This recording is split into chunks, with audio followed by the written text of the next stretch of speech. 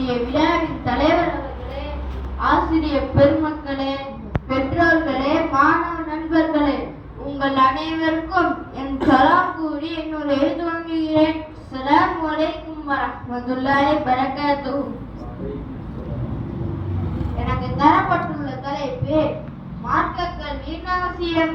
மார்க்க கல்வியின் மாண்புகளை பற்றி அல்லாஹ் குர்ஆனில் கூறும்போது, குல் அல்யஸ்தவில் லதீன யஅலமூன வல்லதீன லா யஅலமூன்.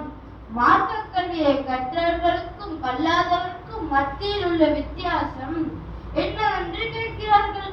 மார்க்க கல்வியை கற்றவர்களுக்கும் கல்லாதவருக்கும் மத்தியில் உள்ள வித்தியாசத்தை பற்றி நாயகம் ஸல்லல்லாஹு அலைஹி வஸல்லம் கூறுகிறார், மார்க்க கல்வியை கற்றவர்களுக்கும் கல்லாதவருக்கும் மத்தியில் உள்ள வித்தியாசம் எனக்கும் உங்களை சார்ந்தவர்களுக்கும் மத்தியில் உள்ள வித்தியாசத்தை போன்றது என்று கூறினார். மார்க்க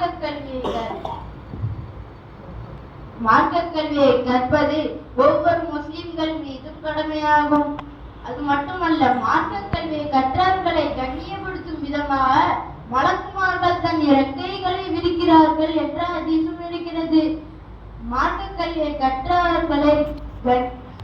கல்வியை கற்றவர்களுக்காக உலகில் உள்ள அனைத்து உயிர் ஜீவன்களும் கடலில் உள்ள மீன்களும் அல்லாஹ்விடம் துஆ கேட்கிறது என்று ஹதீஸும் இருக்கிறது. தலபுல் இல்மி ஃபஹுவ ஃபீ சபீலில்லாஹி ஹத்தா யர்ஜிஅ.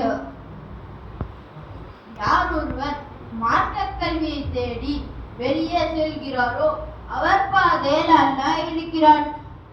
மேலும் அல்லாஹ் குர்ஆனில் கூறும்போது, ரப்பி ஜித்னி இல்மா, இறைவா எனக்கு கல்வி ஞானத்தை அதிகப்படுத்து என்று கேட்க சொல்கிறார்.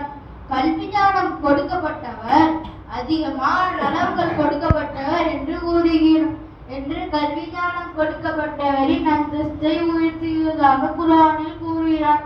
எனவே இம்மையிலும் மறுமையிலும் வெற்றி பெறுவோமாக. ஆமீன் ஆமீன் ஆமீன் யா ரப்பல் ஆலமீன்.